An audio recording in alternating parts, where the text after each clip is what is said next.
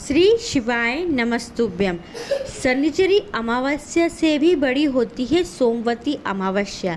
जी हाँ, जब शनिवार की अमावस्या आती है तो उसे शनिचरी अमावस्या कहा जाता है। उसी प्रकार जब सोमवार के दिन अमावस्या आती है तो उसे सोमवती अमावस्या कहा जाता है।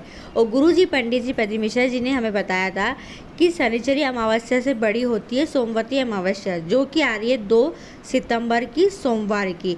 और गुरुजी पंडित जी पद्री मिश्रा जी द्वारा बताए गए बहुत ही विशेष उपाय है। इन उपाय को कर हम अपनी मनोकामना को पूरा जल्दी कर सकते हैं। सोमवती अमावस्या के दिन दान पुण्य जितना भी करते हैं उतना अत्यधिक हमें फल प्राप्त होता है, यानी उससे कई गुना हमें फल मिलता है। पहला उपाय, सोमवती अमावस्या के दिन कई महिलाएं व्रत रखती है और पीपल के वृक्ष की पूजन अर्चना करती है। गुरुजी पंडित जी ने बताया है कि पीपल के वृक्ष की या फिर तुलसी के पौधे की क्यारी की, तुलसी के गमले की सोमवती अमावस्या के दिन परिक्रमा अवश्य लगानी चाहिए। जी हाँ, अब वह परिक्रमा कितनी लगाए तो वैसे तो कई महिलाएं 108 परिक्रमा लगाती है, पर अपनी क्षमता के अनुसार आप 1 या 1 से अधिक बार परिक्रमा लगा सकते हैं। जी हाँ, कुछ महिलाएं 108 बार परिक्रमा लगाती है, पर कुछ महिलाएं 11, 21, 51 ऐसे परिक्रमा लगाती हैं।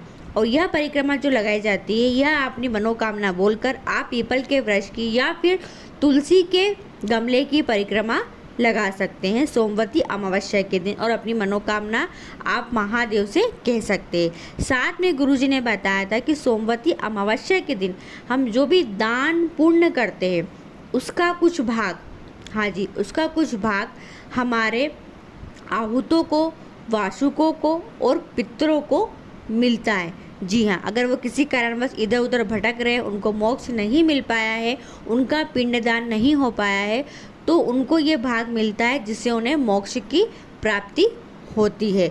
तो अगर आपको कोई दोष लगा हुआ है, पितृ दोष लगा हुआ है, जिसके कारण आप परेशान रहते हो, तो सोमवती अमावस्या के दिन दान पुण्य अवश्य करें। साथ में सोमवती अमावस्या के दिन पीपल के वृक्ष की या फिर तुलसी के गमले की परिक्रमा अवश्य लगाएं।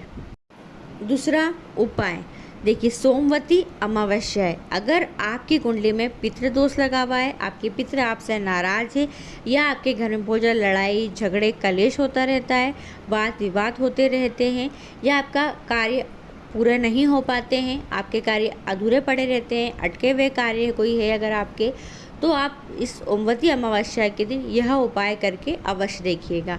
जी हाँ, इस उपाय में आपको लेना है 1 बेलपत्री और पंचामृत। पंचामृत में 5 चीज़ें मिक्स की जाती है और पंचामृत तैयार किया जाता है। वैसे सभी को पता है, फिर भी बता देते हैं कि पंचामृत के अंदर दूध, दही, शहद, शक्कर और घी, ये सब 5 सामग्री को मिक्स करके पंचामृत तैयार किया जाता है। तो एक कटोरी में या एक लोटे में पंचामृत तैयार कर ले और साथ में 1 बेलपत्री लेकर शिवालय जाए। शिवालय पहुंचकर महादेव की सबसे छोटी पुत्री माँ अशोक सुंदरी के स्थान पर 1 बेलपत्री आपको समर्पित करना है। जब आप बेलपत्री समर्पित करोगे तो ध्यान रखना, जो डंडी आपको करनी है वह करनी है महादेव की ओर। जी हाँ, डंडी किधर रहेगी? महादेव की ओर रहेगी। फिर आपको क्या करना है, आप जो पंचामृत लेके गए हैं उस पंचामृत को थोड़ा सा पहले बेलपत्री के ऊपर समर्पित करना और थोड़ा बचा लेना, और उस बचे हुए पंचामृत को फिर आपको शिवलिंग पर समर्पित करना है। ऐसे आपको 2 जगह पर पंचामृत समर्पित करना है।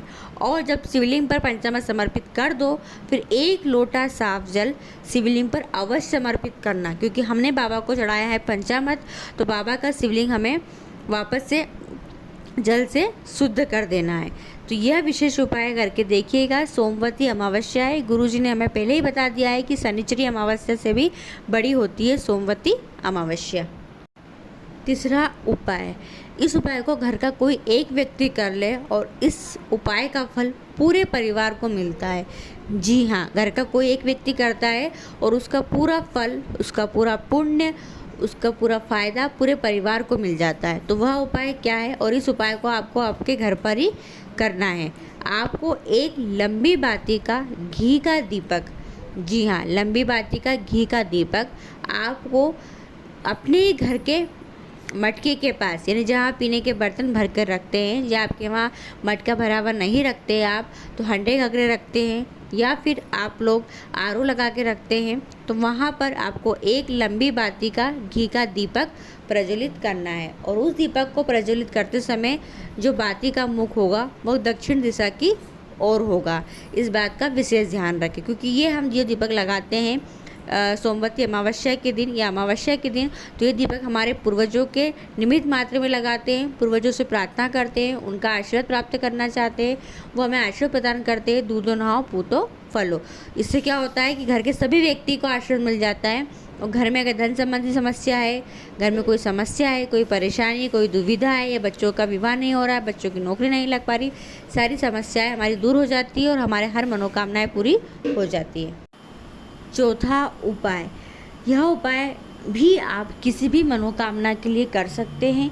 हाँ जी, क्या करेंगे, देखिए आपको लेना है एक बेलपत्री और आपको लेना है पीला चंदन। जी हाँ, पीला चंदन, एक बेलपत्री, और आपको लेना है 7 चावल के दाने, अक्षत साबुत खड़े चावल के दाने, कैसे भी टूटे हुए ना हो, इस बात का विशेष ध्यान रखें। क्या करेंगे, बेलपत्री की जो ऊपर वाली पत्ती है उसके ठीक नीचे, आप वीडियो में देखकर समझ सकते हैं, ऊपर वाली पत्ती के ठीक नीचे डंडी पर आपको लगाना है पीला चंदन। हाँ जी, पीला चंदन अच्छे से लगा दीजिएगा और उसकी ऊपर की पत्ती पर आपको 7 चावल के दाने रख लेना है। हाँ जी, 7 चावल के दाने रख लीजिए। श्री शिवाय नमस्तुभ्यम मंत्र का स्मरण करिए, अपनी मनोकामना बोलिए और मनोकामना बोलकर आपको महादेव को समर्पित कर देना है। आप वीडियो में देखकर समझ सकते हैं आपको किस तरीके से समर्पित करना है। डंडी आप जहाँ बैठे हो अपने से विपरीत ओर कीजिएगा, चावल के दाने और चंदन का भाग नीचे आएगा और शिवलिंग के ऊपर आपको बेलपत्री को समर्पित कर देना है। यह उपाय भी आप 2 सितंबर सोमवती अमावस्या के दिन, यानी सोमवार का दिन है, अमावस्या तिथि है, इस दिन आप यह उपाय कर सकते हैं। 5वां उपाय, यह उपाय भी आप अपने पूर्वजों का स्मरण करते हुए पितरों का आशीर्वाद प्राप्त करने के लिए, महादेव की कृपा प्राप्त करने के लिए और अपने कार्यों को पूरा करने के लिए, अपनी मनोकामना को पूरा करने के लिए अमावस्या पर कर सकते हो। और यह उपाय आपको केवल अमावस्या पर किया जाता है। क्या करना रहता है, आपको लेना है पीला चंदन। अब पीला चंदन लेकर आप शिवालय जाना, आपको मात्र बिंदियाँ लगाना है और कुछ नहीं करना है। तो कहाँ कहाँ बिंदी लगाओगे, सबसे पहली बिंदी लगाना है आपको शिवलिंग के ऊपर, ठीक है। सबसे पहले शिवलिंग के ऊपर पहली बिंदी, दूसरी बिंदी लगेगी जलाधारी में राइट हैंड तरफ गणेश जी के स्थान पर, तीसरी बिंदी उसके ठीक ऑपोजिट लगेगी कार्तिक भगवान के स्थान पर, चौथी बिंदी लगेगी माँ अशोक सुंदरी के स्थान पर, ठीक है। 5वीं बिंदी लगेगी जहाँ शिवलिंग रखी रहती है, माँ पार्वती का कटी भाग रहता है, 5वीं बिंदी वहाँ लगेगी। 6ठी बिंदी लगेगी ऊपर जलाधारी पर, जहाँ से बूंद बूंद बूंद जल गिरता है मटकी के ऊपर। अगर मटकी बंदी भी नहीं हो तो शिवलिंग पर भी आप 6ठी बिंदी लगा सकते हो।